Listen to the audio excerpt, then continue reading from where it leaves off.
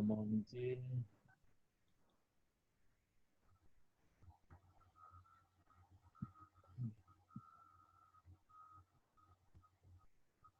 Ya. Sudah tampil ya Bapak Ibu ya? Sudah Pak, sudah. Masih banyak. Bapak Ibu yang kami hormati, akan kami coba dalam 20 menit ya untuk menyampaikan kebijakan Merdeka Belajar Kampus Merdeka, khususnya kepada mahasiswa kita yang diberi hak penuh untuk belajar 3 semester di luar prodi. Pada intinya sebenarnya kebijakan Merdeka Belajar ini adalah mengacu atau mereferensi kebijakan Bapak Pendidikan kita, Ki Hajar Dewantara. Intinya agar mahasiswa kita itu menjadi insan yang merdeka, di mana berdikari dengan pengetahuan dan keterampilan, tidak tergantung terhadap orang lain, dan mampu merancang hari esoknya sendiri.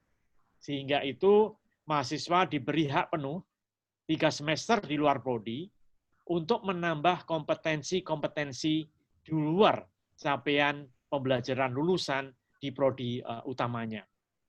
Nah, Bapak Ibu yang kami hormati, di dalam era keprihatinan kita, tidak hanya di Indonesia, tapi di seluruh dunia, terhadap pandemi COVID-19 ini, Dikti juga dengan cepat merespon bahwa semua pendidikan tinggi ya kita di Dikti ya di Kemendikbud kita langsung merealokasi anggaran kita 500 miliar untuk membantu pandemi COVID-19 ini.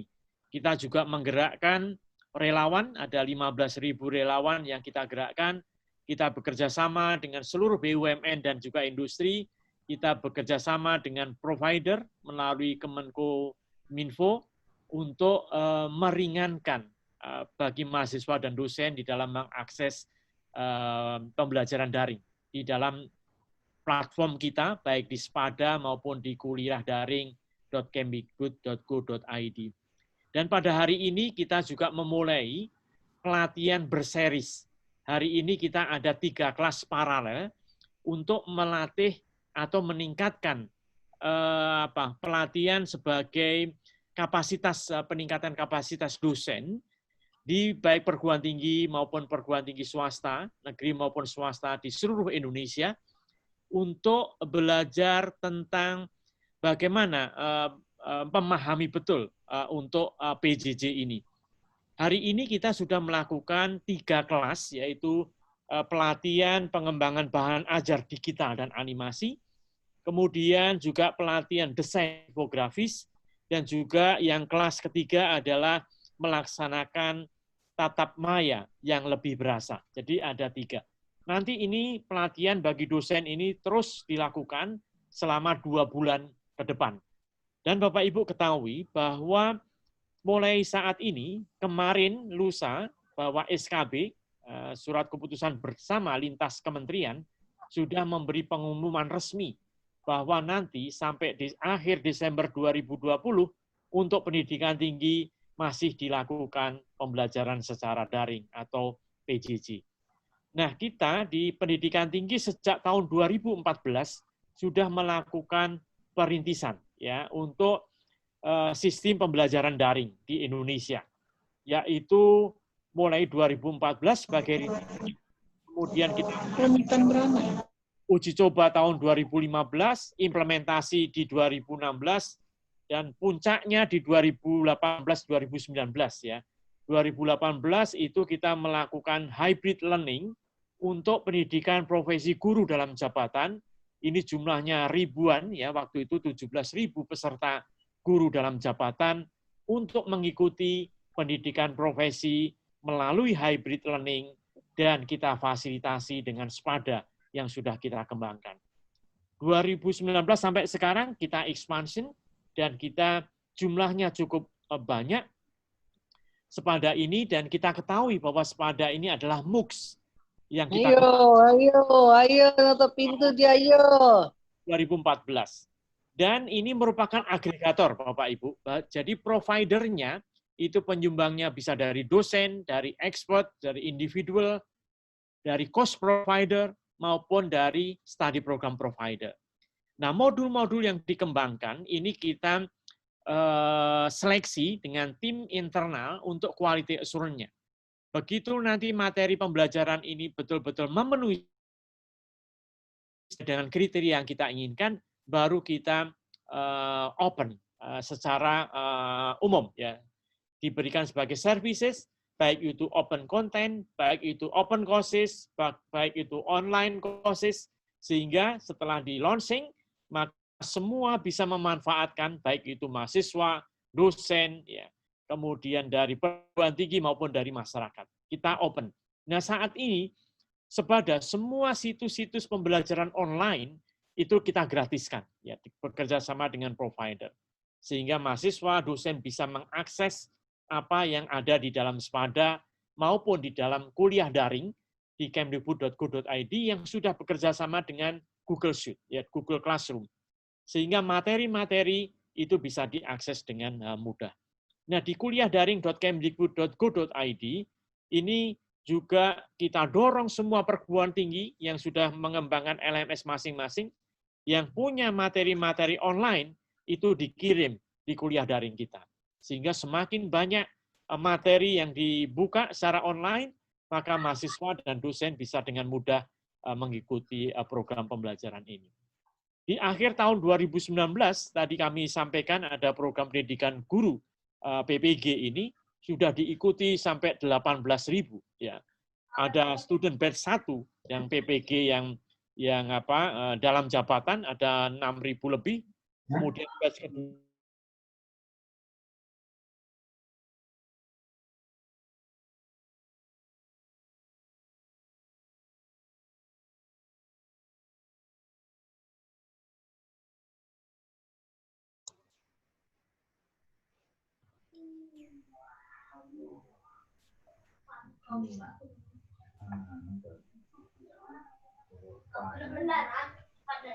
Suaranya di mute itu, Pak. Suaranya.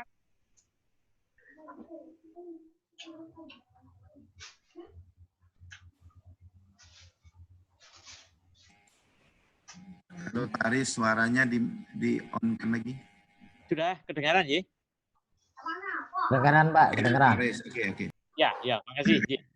Nah, kemudian program PJJ ini salah satu, ya, di Indonesia, ini contohnya saja yang sudah menjadi tadi perguruan tinggi mitra, dan juga perguruan tinggi sudah luar biasa banyaknya, apalagi pada saat pandemi ini. Jadi perguruan tinggi mitra sudah sangat berkembang sangat pesat. Nah, jadi intinya bahwa Indonesia ini, Spada kita adalah merupakan MOOCs, Indonesia MOOCs, ya. Dan kita juga mendorong, ya, kita juga bekerja sama dengan Amazon, dengan Cisco, dengan Huawei. Juga mahasiswa kita tidak juga terpancang hanya kepada Spada dan kuliah daring. Tapi kita dorong mahasiswa kita juga bisa mengakses materi-materi online yang diselenggarakan oleh berbagai perguruan tinggi yang terkemuka di dunia, ya. Misalnya Coursera, kemudian edX, dan seterusnya. Jadi agar mahasiswa kita, walaupun work from home, walaupun study from home, dia bisa mengakses pembelajaran-pembelajaran yang dibuka secara nasional maupun internasional. Nah, di era COVID ini, pandemi COVID-19 ini, Kementerian Pendidikan dan Kebudayaan melalui Ditjen Dikti juga membuka platform baru, yaitu RECON atau Relawan COVID-19 Nasional. Ini adalah platform yang untuk mahasiswa relawan yang jumlahnya cukup ribuan. Juga ada case manager, ada juga koordinator wilayah, kemudian masyarakat juga mengakses gitu sehingga bisa di-tracing oleh mahasiswa. Ya. Mahasiswa walaupun melakukan komunikasi, informasi, edukasi online, komunikasinya melalui RECON ini. Sehingga masyarakat yang ada langsung di-trace. Nanti kalau memang dia masuk di PDP, ya, kemudian diserahkan kepada case manager yang merupakan dokter senior yang membimbing para mahasiswa kita. Sehingga ini platform-platform. Kemudian kita bagi masing-masing tusinya, kalau di Bilmawa itu nanti untuk relawan, ya, baik dia di call center Kementerian Kesehatan, di Wisma Atlet, maupun di wilayah AIPKI. Sedangkan Direktur Sumber Daya nanti adalah membantu memfasilitasi 13 rumah sakit pendidikan di FKPTN, ya. Kita support dengan bantuan PCA, dengan reagen, dengan APD, ya. Tadi kami sampaikan realokasi anggaran mencapai lebih dari 500 miliar untuk ikut mengatasi pandemi COVID-19 ini. Kemudian yang lain, tadi Pak Rektor sampaikan bahwa Kampus Merdeka itu intinya ada 4 poin yang tadi disampaikan Pak Rektor. Yang pertama bahwa PT yang sudah A dan B boleh membuka dan menutup program studi. Ini dikuatkan dengan Permendikbud nomor 7 dan Permendikbud nomor 5, selama program studi yang dibuka ini punya kerjasama dengan universitas top dunia, ya world class university, sehingga program studi dibuka langsung tapi punya prospek yang betul-betul menjamin mahasiswa lulusannya langsung terserap, ya, di stakeholder. Yang kedua juga sistem akreditasi sekarang ini bisa langsung, ya, secara otomatis bisa langsung, ya, tidak perlu lagi mengajukan tapi langsung, kecuali kalau masyarakat mencatat ada pelanggaran regulasi, tidak jujur dan seterusnya. Atau misalnya perguruan tinggi tidak secara reguler melaporkan update datanya ke Pangkalan Data Pendidikan Tinggi, maka otomatisnya tidak berlaku. Atau memang prodi atau PT ingin meningkatkan peringkat akreditasinya dari C ke B, dari B ke A, maka dia harus mengajukan reakreditasi. Yang kemudian PTN BLU maupun PTN Satker kita dorong menjadi PTN BH, dan kita akan fokus ke nomor 4, hak belajar 3 semester di luar program studi. Jadi ini sangat cocok sekali, ada PLN, ya, kemudian ada PT Pusri yang nanti betul-betul harapkan dukungannya di program ini. Intinya, mahasiswa diberi kebebasan memilih. Apabila dia memilih di luar, mengambil SKS di luar perguruan tinggi, 2 semester, atau ditambah prodi yang sama sebanyak 1 semester, atau total adalah 60 SKS. Nah, contohnya Bapak Ibu, bagaimana mahasiswa itu diberi kebebasan mengambil program studi lain di perguruan tinggi yang sama. Contohnya misalnya di Unsri, ya, ini ada prodi desain produk. Dia mempunyai capaian pembelajaran merancang produk, ya, mengevaluasi objek desain, menyampaikan solusi desain secara visual, tapi mahasiswa kurang puas, ya. Saya tidak puas dengan capaian yang saya dapat nanti kalau saya lulus, maka saya ingin menambah pengetahuan saya, ingin menambah kompetensi tambahan supaya saya bisa merancang keuangan. Saya bisa melakukan pemasaran dengan baik. Saya ingin bidang periklanan dengan baik, sehingga begitu lulus saya memperoleh capaian pembelajaran inti, tapi saya juga bisa mendirikan startup ataupun usaha mandiri, bidang periklanannya maju, pemasarannya menguasai, keuangan menguasai, maka dia mengambil prodi yang lain di perguruan tinggi yang sama. Bisa mengambil di akuntansi, di manajemen, di komunikasi. Sehingga tadi semangat mahasiswa, saya mampu meluluskan S1, tapi saya punya kompetensi tambahan yang lain. Sehingga daya tawarnya ini sangat tinggi sekali. Itu contoh yang satu. Yang kedua, dia ingin di program studinya sama, tapi di perguruan tinggi yang berbeda. Contohnya saya di prodi kehutanan, Fakultas Kehutanan. Saya mampu merancang suatu ekosistem hutan. Tetapi di prodi saya, di Fakultas Kehutanan, itu tidak mempelajari hutan dataran rendah, tidak mempelajari hutan pegunungan. Maka saya mengambil Fakultas Kehutanan di perguruan tinggi yang berbeda, tidak di Unsri, tapi saya mengambil di UGM misalnya, dengan online, misalnya online learning. Saya mengambil di UB atau di Brawijaya atau di Airlangga. Jadi prodinya sama, tapi perguruan tingginya berbeda. Ini juga diberi kesempatan mahasiswa untuk itu. Jadi curiosity-nya itu terjawab. Ya, walaupun saya belajar di satu fakultas, tapi saya tidak puas karena mata kuliah yang saya inginkan tidak ada di prodi saya. Maka saya nyebrang ke perguruan tinggi yang lain. Nah, kemudian yang di teknik misalnya, saya ingin dalam program studi lain pada perguruan tinggi yang berbeda. Kalau tadi fakultasnya sama, fakultas kehutanan sama, prodinya kehutanan, semuanya sama. Nah, ini berbeda. Program studinya berbeda, perguruan tingginya berbeda pula. Gitu.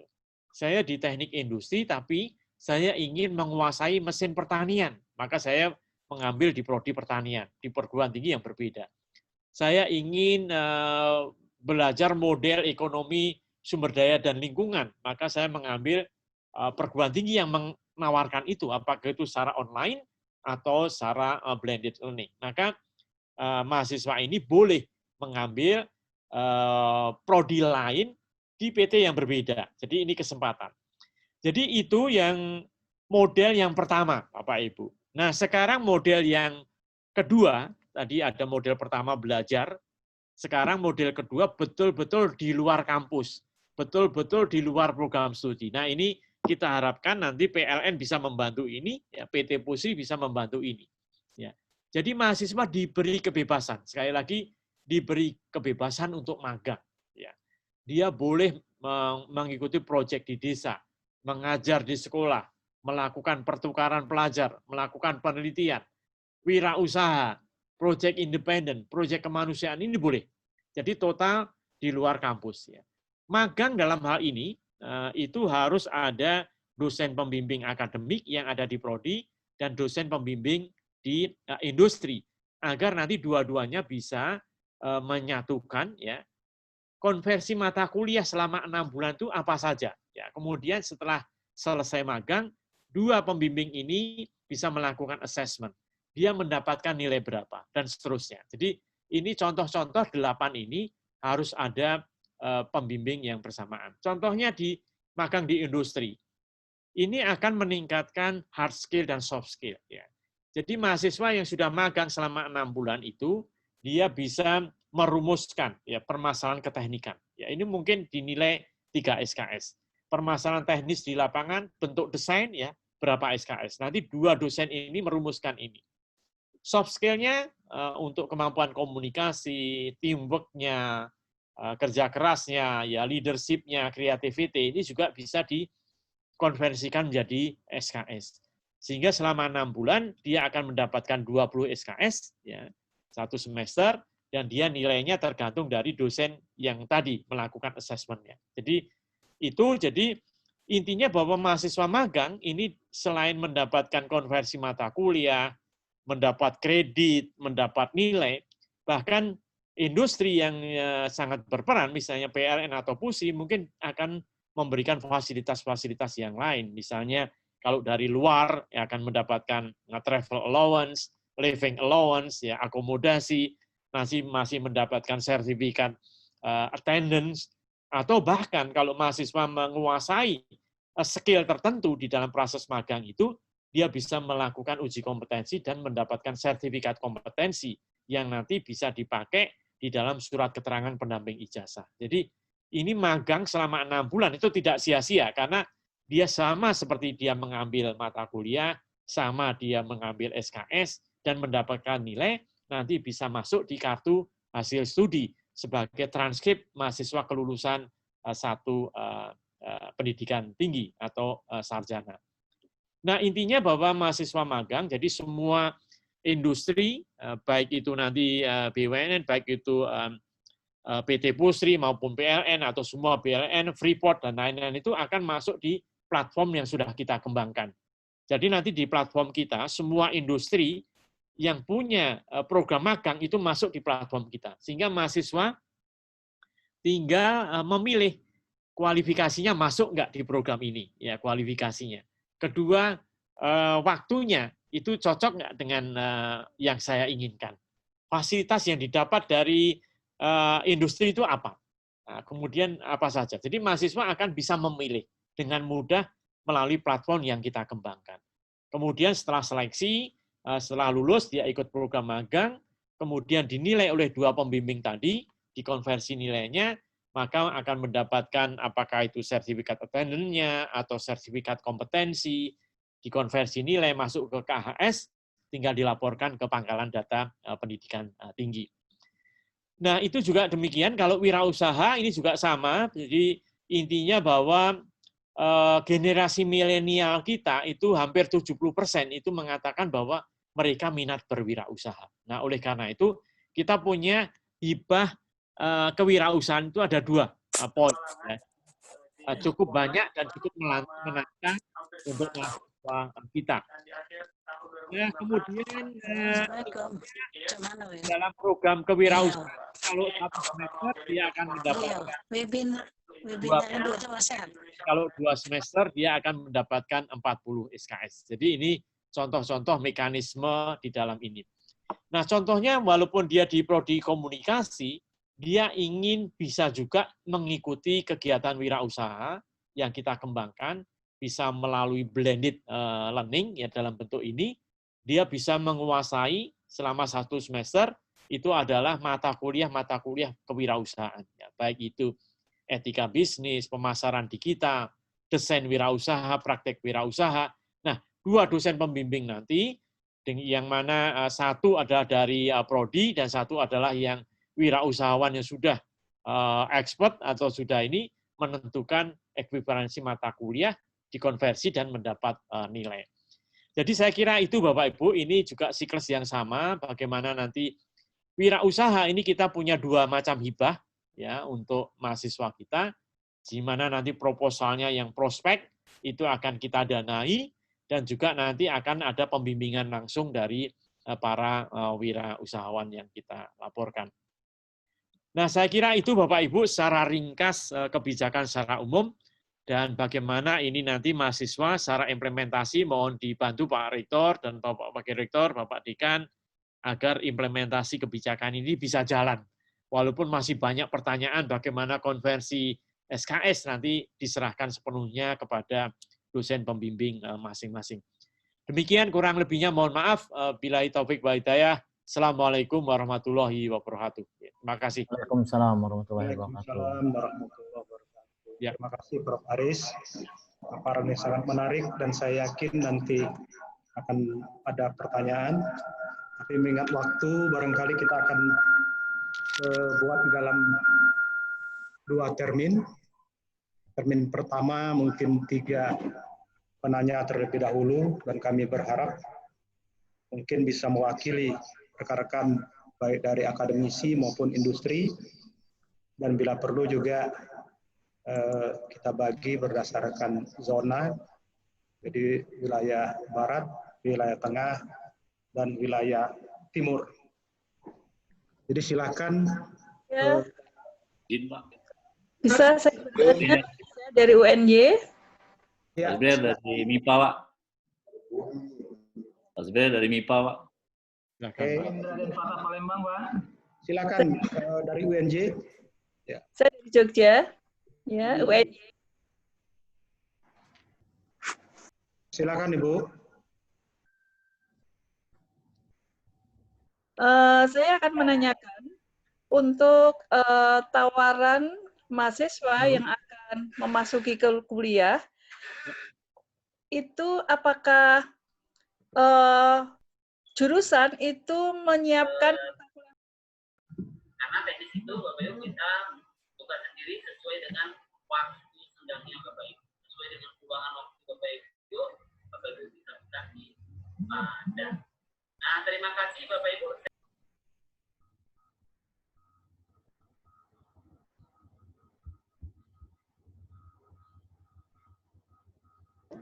Mohon maaf Ibu, mungkin suaranya terputus. Apakah tawaran dari mata kuliah yang diambil mahasiswa itu tergantung mahasiswa, apakah tergantung dari program studi yang menawarkan? Misalnya mahasiswa itu akan mengambil pada universitas yang lain atau program studi yang lain. Ya. Dari UIN Raden Fatah Palembang, izin bertanya. Mas Ber dari MIPA, Pak. Izin, Pak. Tadi dari wilayah tengah, Indonesia Tengah mungkin ada? Di Padang. Oke. Dari UIN Raden Fatah Palembang, Pak. Barat itu. Yang dari Indonesia Tengah mungkin. Dari Sulawesi Barat. Dari Padang, Pak. Oke, kalau tidak ada, belum. Palembang. Dari Unsri, Pak. Dari Unsri. Endang dari Fasilkom. Oke, silakan yang dari Padang. Ya. Oke. Mohon singkat saja, Pak ya. Ya, singkat aja, Pak. Kita mengetahui bahwa kita ingin mahasiswa kita ini tamatnya nanti akan mendapat daya tawar yang tinggi, kata Prof. Haris. Ya. Kita tahu udah dari SD, SMP, SMA sampai perkuliahan, dia belajar kadang-kadang pada program studi yang sama. Apakah dengan menambah dengan tambahan di luar program studinya akan mengurangi keprofesionalannya, walaupun dia banyak punya ilmu, tapi tidak mendalam. Jadi saran saya, sebaiknya kalau dia menambah dari luar, itu dari bidang studi yang itu juga, tapi diperdalam. Contohnya universitasnya lebih tinggi dari itu, atau tempat-tempat yang lebih menguasai. Sekarang saya tanya, persepsi Bapak kira-kira dengan gaya kependidikan kita sekarang, dengan membolehkan mengambil di luar prodi, apakah bisa menjamin kompetensi yang dimiliki oleh mahasiswa kita? Makasih Pak, itu aja. Assalamualaikum warahmatullahi wabarakatuh. Waalaikumsalam warahmatullahi wabarakatuh. Satu lagi kami mohon. Izin Pak. Indonesia Timur hadir. Ambon. Dari Ambon. Dari Ambon, Alwi Smith. Ambon, silakan. Silakan. Terima kasih, Pak. Assalamualaikum warahmatullahi wabarakatuh. Waalaikumsalam. Nah, ini ada hal yang menarik. Yang pertama, saya bersyukur ada kampus Merdeka.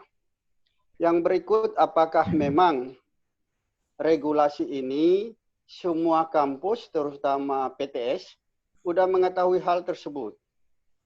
Yang kedua, kalau mahasiswa mau mengambil mata kuliah di luar kampusnya, terutama di PTS, apakah diperbolehkan? Dan PTS itu menyetujui hal tersebut. Yang berikut, kalau mahasiswa dianggap cocok, sedangkan pimpinannya, baik kaprodi, jurusan, maupun dekan, dianggap tidak qualified dan tidak cocok. Nah, bagaimana solusi yang terbaik untuk menghadapi hal ini? Karena birokrasi yang kita hadapi di Indonesia bagian timur, terutama di daerah kami, itu terlalu agak rumit. Sehingga mohon kejelasan agak dipermudah. Terima kasih. Waalaikumsalam warahmatullahi wabarakatuh. Waalaikumsalam warahmatullahi wabarakatuh. Baik, terima kasih. Pak Direktur, ada 3 penanya yang menanyakan beberapa hal. Yang pertama tadi dari Jogja, apakah pengambilan mata kuliah itu diatur oleh prodi atau tergantung pada mahasiswanya. Kemudian yang kedua, apakah tambahan kegiatan perkuliahan dalam bentuk Merdeka Belajar ini tidak mengurangi kompetensi siswa lulusannya. Kemudian yang ketiga dari Ambon, apakah semua PTS itu juga sudah mendapatkan sosialisasi mengenai Merdeka Belajar ini? Saya kira itu Pak. Ya, silakan Pak Prof. Terima kasih Pak Dekan, kepada Ibu Kun. Terima kasih pertanyaannya. Jadi sebetulnya kan di dalam Permendikbud nomor 3 tahun 2020 itu kan yang wajib adalah perguruan tinggi. Perguruan tinggi itu wajib memberikan hak kepada mahasiswa yang ingin menambah kompetensi lain di luar prodi utama. Jadi baik melalui belajar di prodi berbeda di PT yang sama, ataupun di prodi yang sama tapi PT-nya berbeda, atau di prodi yang berbeda dan juga di PT yang berbeda. Atau ada pilihan lain di 8 kegiatan tadi. Jadi ada 2 kelompok. Nah, untuk itu di setiap kegiatan, baik dia mau mengambil prodi ataupun mengikuti 8 jenis kegiatan, itu harus disetujui oleh dosen pembimbing. Intinya tidak ditolak, tetapi diarahkan. Ya, diarahkan. Jadi kalau misalnya dia memang sesuai dengan tujuan mahasiswa ingin menambah kompetensi di berbagai bidang untuk meningkatkan tambahan kompetensi, maka harus diizinkan. Kira-kira begitu. Jadi harus dikonsultasi dengan dosen pembimbing akademik.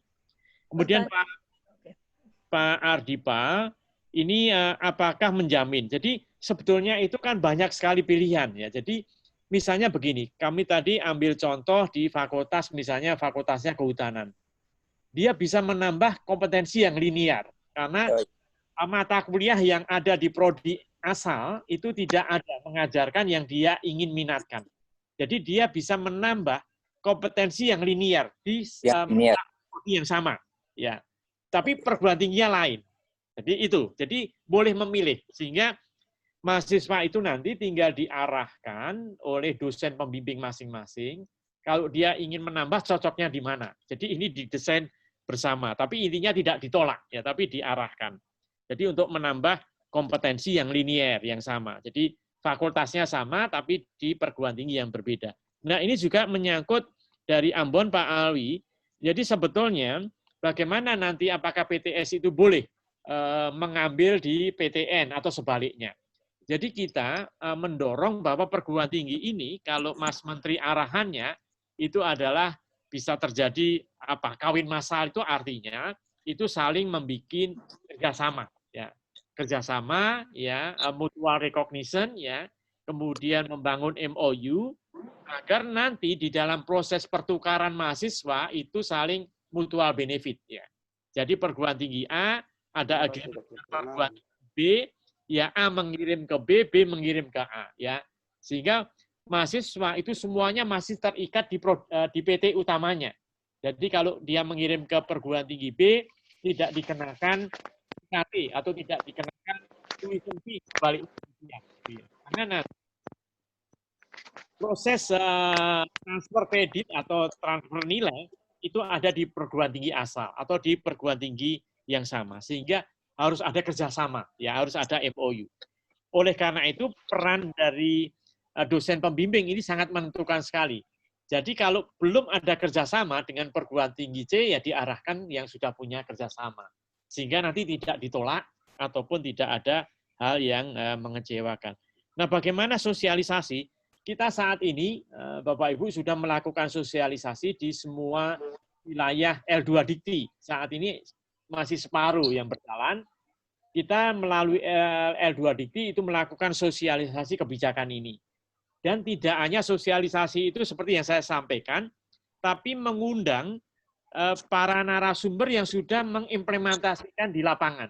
Jadi misalnya apakah itu ITB, apakah itu IPB, apakah itu UGM, itu ada narasumber di dalam sosialisasi ini langsung praktek yang sudah dijalankan. Ya, jadi nanti contoh-contoh real. Misalnya IPB itu sudah menyusun kurikulum 2020. Ya, kurikulum itu sudah mengakomodir semua kebijakan kampus Merdeka ini. Jadi misalnya semester 6 dia itu KKN tematik, semester 8 dia ada pilihan untuk magang di industri dan seterusnya. Itu sudah ada. Jadi nanti di dalam sosialisasi itu praktek-praktek baik, best practices dari berbagai perguruan tinggi yang sudah mengimplementasikan ini. Itu sudah kita jalankan. Nah, saya kira itu ya Pak ya, saya kira sudah semua ya Pak Dekan. Terima kasih Pak Dekan. Betul Prof, sudah terjawab saya pikir. Masih ada satu sesi lagi mungkin Prof ya. Monggo silakan orang lagi. Yang pertama tadi Dekan Fakultas MIPA Unsri. Ya, silakan. Terima kasih Pak Subriel. Ya. Assalamualaikum warahmatullahi wabarakatuh. Selamat siang Pak Victor. Selamat siang Pak Dekan. Ada pertanyaan yang pertama itu terkait dengan pembatasan untuk prodi kesehatan. Mohon maaf, ada suara yang masuk gitu. Alwi Smith, tolong di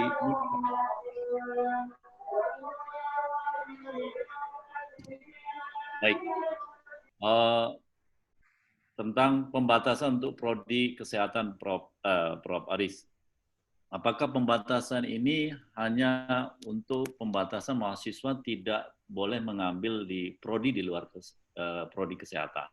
Bagaimana kalau mahasiswanya itu melakukan kegiatan penelitian di lembaga riset kesehatan, apakah itu masih diperbolehkan bagian dari Merdeka Belajar ini? Jadi mohon penjelasannya tentang pembatasan ini.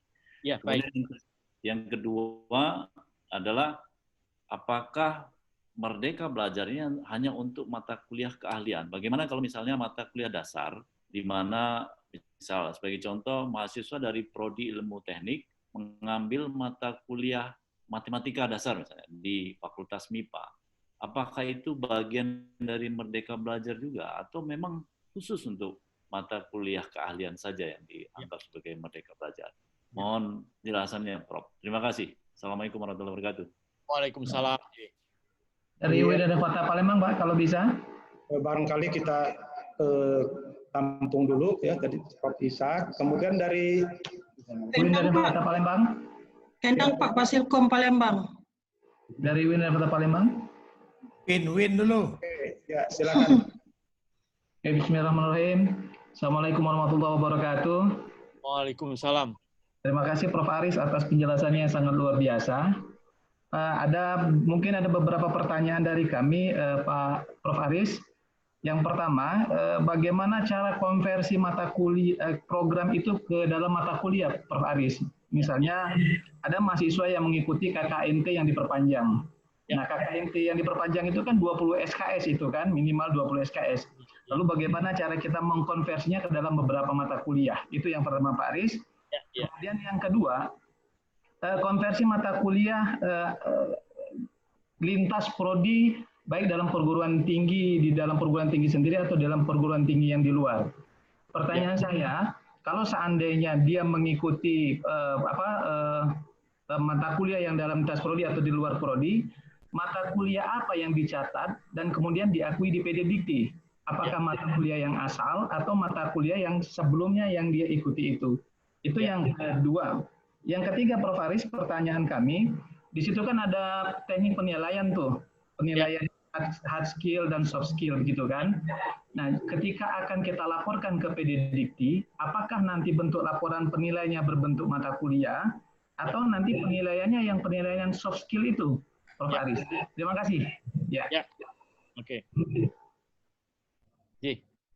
Baik. Terima kasih Pak Fajri. Maaf Prof, saya tambah satu lagi Prof. Oke, baik. Silakan, Ji. Indonesia Timur atau Indonesia Tengah yang kebetulan bisa mengikuti, saya persilakan.